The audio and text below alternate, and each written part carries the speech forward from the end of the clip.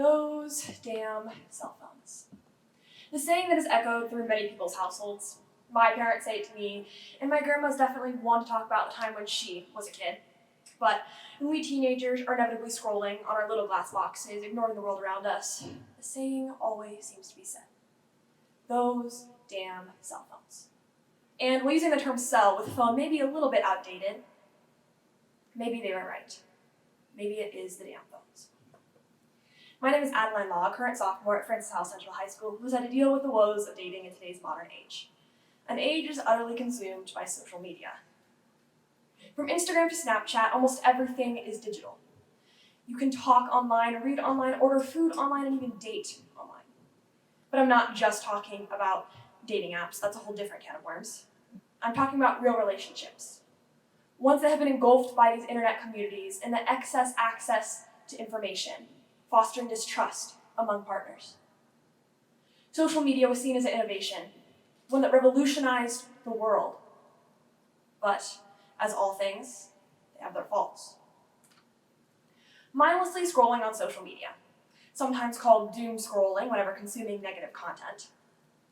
This can be very detrimental. You're scrolling on your phone and you see perfect couples. People that have perfect relationships where their partners are just perfect. Now you see, everything on social media isn't real. Social media is what it is because of the content published on it. Content published by people like you and me who may seem like we have perfect lives, but in actuality are in dire situations far from it.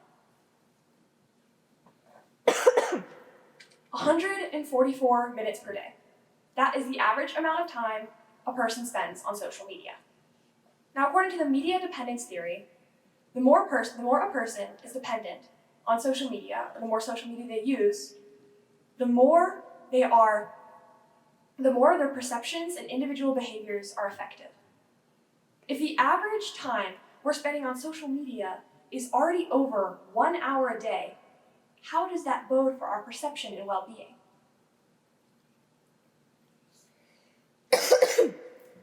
Social media is a realm that altered dating completely. On social media, all we get to see is the beautiful bouquets of daisies and tulips, the 5-star weekly dinner outings, the trips to who knows where, the love poems written to each other just because. This is all we see.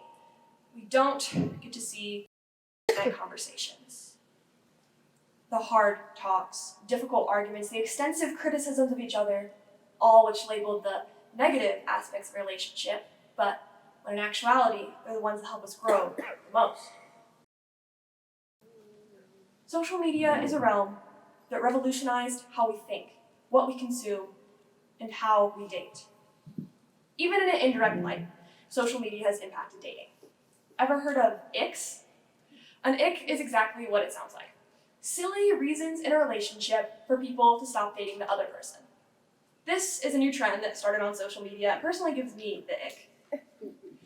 Some people may cite their date's icks as a reason not to date them. It then becomes a self-sabotage strategy to avoid getting close to a person because you're afraid of getting hurt. According to right? From everyone's favorite novel, How Not to Die Alone. Now, in social media, it's been prominent all over my feed. There's lists upon lists of people's icks that are usually things that are completely normal. According to research done by numerous dating apps, deal breakers, otherwise known as icks, reports that 1 in 5 women would not date a vegan man just because he's vegan. That same research says that women with septum piercings are a big ick for men in the dating scene too. We are in a society that has normalized not getting into relationships because of silly things that peeve us like septum piercings. Now, when dating, it's acceptable to have standards. There's obviously things you're going to look for and not look for in a partner. But when the criteria becomes so little and the smallest thing cuts someone out of the running, where is the line drawn? Now, on social media, it has flared silly reasons for people to break up that one may consider the pinnacle of insanity. On apps like Instagram and Snapchat, you are able to see if your person left you on read or not. Or maybe they failed to open your heartfelt message altogether and they left you undelivered. Even further, on apps like Instagram, you're able to see when someone was last active or online. And this one is crazy. On Snapchat, you can see people's location when they last used the app. For websites, for platforms that really promote security, you can see their location.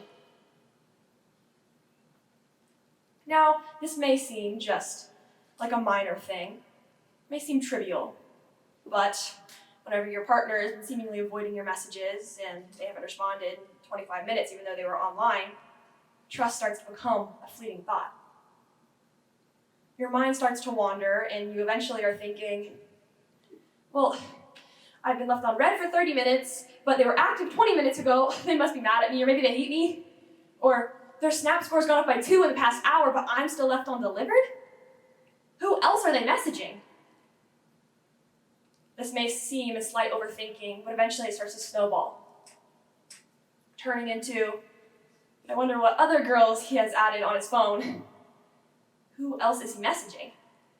This eventually snowballs, turning into the monster known as overstepping boundaries. He has an Instagram notification. Maybe I should check that. I wonder where she is right now. Maybe I should look at her location. I'll admit, this was once me. I'm a very anxious person, and I need to know everything that's happening all of the time. Back when I was in the dating scene a few months ago, my previous boyfriend left me on red once for 5 hours. And, okay, I admit that's a long time, but he eventually messaged me back, and I was kind of upset and annoyed for being ignored. I found out he was at his mom's birthday dinner celebration, which he also never told me about, but still. Social media has revolutionized the way we think. It has turned relationships upside down and can cause people to break up for silly reasons because they think something is out of the ordinary when it's not.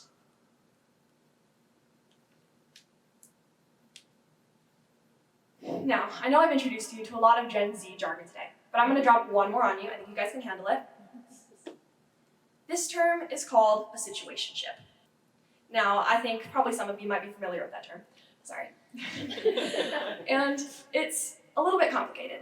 Dr. Albers from Cleveland Clinic goes over how a situationship is not fully a romantic relationship. It has aspects of romance, but also aspects of friendship without really defining the relationship itself. Situationships are made for people who are kind of scared of commitment. But why have they become so prominent? Well, since people are scared of committing today, another bad side of social media is that our relationships and our attention spans are more fast-paced than ever. Some of us can't even manage to finish a 30-second reel on Instagram. If it doesn't immediately catch our attention in the first 5 seconds, it's not worth our time. And this is sadly translated into the dating field too. Some people view dating mainly through the lens of social connection. They attach to the first person that comes along and makes them feel wanted, makes them feel recognized and seen. Dating then is just because they kind of like the person. And that's what situationships have become. People connecting just because they kind of like them, but not fully committing. Wouldn't this commitment, lack of therefore, have a downside? And yes, it would. Without commitment in a relationship, it undermines the whole purpose to start with. Relationships are characterized by being committed to a person and being there for them. And that's what situationships have undermined. Now I know for the majority of my time here on stage, I've been bashing social media usage, but as a whole, the pro and con list is actually pretty even. Social media has started movements. It's had fundraisers. And sometimes the videos are educational and entertaining. But it's a bit top-heavy in the activism and education side, leaving not much else for the relationships and dating side. Now, I'm not saying we should just kick it off the face of the earth by any means. I just think we should alter our usage of it. According to a study done by getnext.org, the likelihood of divorce increases by 20% when one person in the relationship uses social media excessively. And I'm also not saying that social media is the root cause of all of our problems. That's not true, but it definitely is a contributing factor, especially to relationships. So, how can we fix this? How can we not fall a victim to the impersonalities of modern dating brought about by today's age? And the answers I have for you are actually quite simple.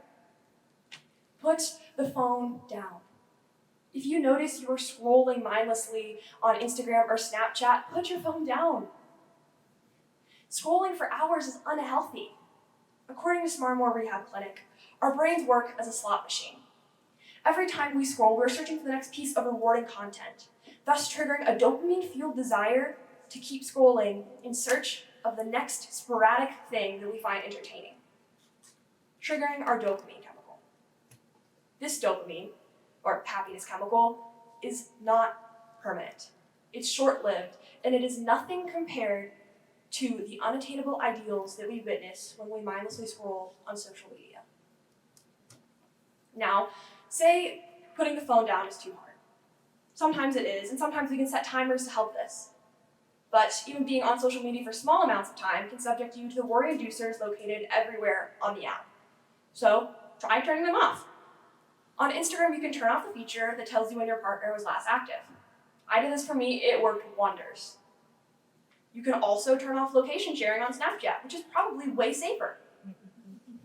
And, well, you can't turn off some features like delivered in red. You can still avoid the chat box until your partner responds. Or you can use SMS texting, which was there first. Sometimes the features might not apply, but also I have an Android, so I don't really know.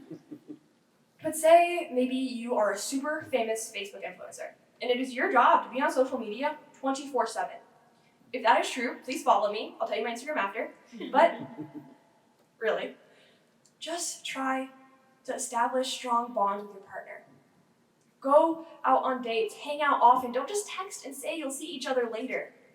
Trust them, really trust them. And if you don't trust them, maybe it's not the right relationship for you. Or maybe you need to get to know them more to be able to trust them. Social media revolutionized dating. Completely. So you have to have strong bonds with your partner in order for things to work out in this modern age.